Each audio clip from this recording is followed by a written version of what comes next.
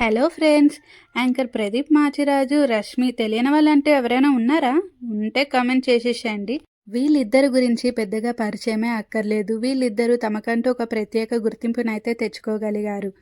ఒకప్పుడు రష్మి ప్రదీప్ జోడీకి ఎంత క్రేజ్ ఉండేదో కూడా మనందరికీ తెలిసిందే. ఫస్ట్లో అయితే డీలో వీళ్ళిద్దరే చేసేవాళ్ళు. తర్వాత సుధీర్, ఆది వీళ్ళందరూ వచ్చేశారు. అయితే ఎఫ్ఎంలో చేసినప్పటి నుంచే వీళ్ళిద్దరి పరిచయం అయితే కొనసాగింది. తరువాత వీళ్ళిద్దరైతే సీక్రెట్ రిలేషన్‌షిప్‌నైతే మెయింటైన్ చేయడం జరిగింది. అలాగే ఇద్దరు కలిసి ఢీ షో చేయగా అందులో మరింత క్లోజ్‌గా మూవ్ అయ్యారు. అయితే ఎప్పుడు వీళ్ళు రిలేషన్‌షిప్‌లో ఉన్నామంటూ ఎవరికీ చెప్పలేదు. ఇలా ఏ షోకి వెళ్ళినా, ఏ పార్టీకి వెళ్ళినా ఇద్దరు కలిసే వెళ్ళేవారు ఎక్కడికి. అప్పట్లో వీళ్ళిద్దరి మధ్య చాలా రూమర్సే వచ్చేవి. కానీ వీళ్ళు ఆ రూమర్స్‌ని పట్టించుకునే వాళ్ళు కాదు. ఎందుకంటే ఇద్దరు లవ్‌లో ఉన్న సంగతి ఇద్దరికీ తెలుసు కనుక.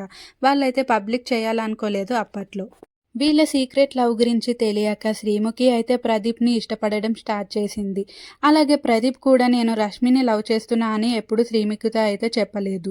ప్రదీప్ చాలాసార్లు శ్రీముఖికి అయితే చెప్పడానికైతే ట్రై చేశాడు, మన ఇద్దరం ఫ్రెండ్స్గా ఉందామనేసి. కానీ శ్రీముఖి అయితే వినలేదు.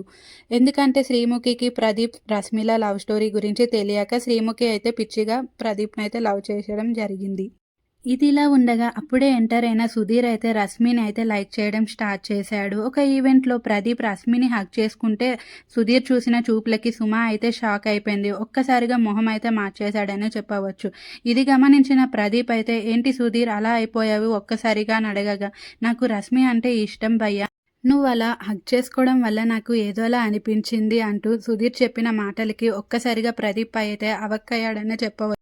ఇంకా ఒక పక్క శ్రీముఖి, ఒక పక్క సుధీర్ గోల భరించలేక ప్రదీప్ అయితే రష్మికి నచ్చచెప్పడానికి చూశాడు. ఇంకా మనిద్దరం ఫ్రెండ్స్గానే ఉందాము, ఈ రిలేషన్షిప్ని ఇక్కడితో ఆపేద్దాం అనేసి. ఒక్కసారిగా రష్మి అయితే కుప్పకూలిందనే చెప్పవచ్చు. ఏదేమైనప్పటికీ తాను ఎంతగానో ప్రేమించిన ప్రదీప్ మాటలకైతే రెస్పెక్ట్ ఇచ్చి సైలెంట్గా ఉండిపోవడం అయితే జరిగింది. వీళ్ళ సీక్రెట్ రిలేషన్షిప్ అయితే సీక్రెట్గానే ఎండ్ అయిపోయిందని చెప్పుకోవచ్చు. మళ్ళీ ఫ్రెండ్స్గా కొనసాగుతున్నారు.